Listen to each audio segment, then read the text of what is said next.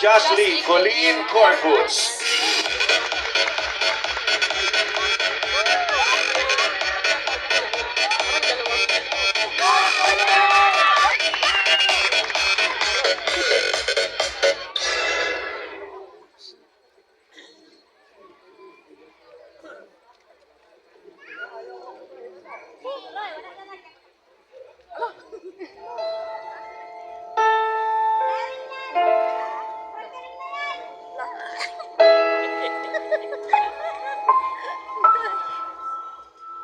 Lalakad na ala beauty queen, to make you scream. Kanya ko nagniningning, lalo kang mapapatingin. Di ko na kailangang mapaganda, lang panalo na.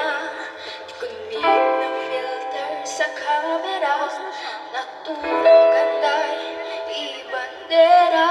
Di ko kailangang sumabay pa sa uso. Ako'y magiging ako na aking ginusto, na aking ginusto.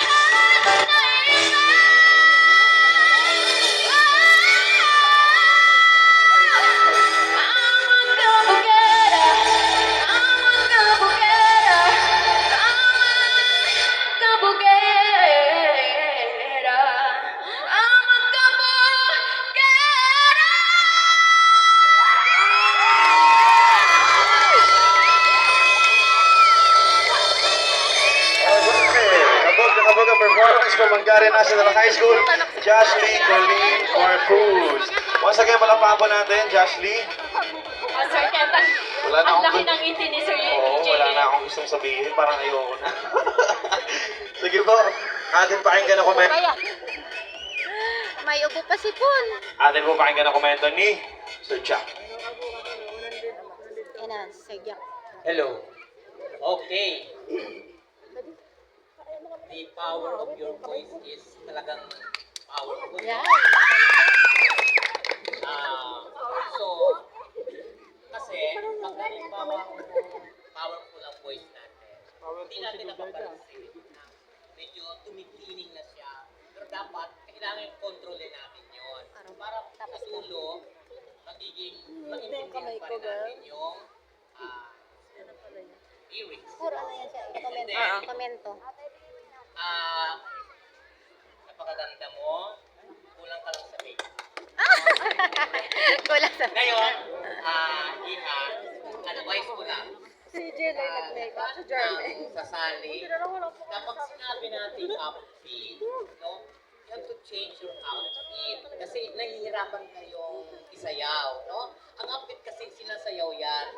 So, kailangan natin. Uniform lang. Yes po, uniform po talaga. Pwede ba natin mag-change outfit sila sa upbeat? Oh, pwede. Kasi hindi bagay eh. I-update mo yung uniform. Kaya nga naman, Tulad kanina, diba? palda, fit. Hindi siya makapagalaw sa stage. No? Suggestion lang yun kung gusto nyo. Pero kung yun ang talaga ang working tayo nyo, wala pa tayo. But, suggestion, upbeat. Kailangan isasayaw yung stage. Pero, kung inasayaw mo yun, lalo, bibigyan sa Sabi ko kasi sa kanya sayaw ko. nasa ulit. Sino ba yun? Kaklase mo ba yung maingay niya? Sige, maraming salamat. Josh Lee. So, makakahinga ka na ulit sa likod. So, thank you po, Sir Jack.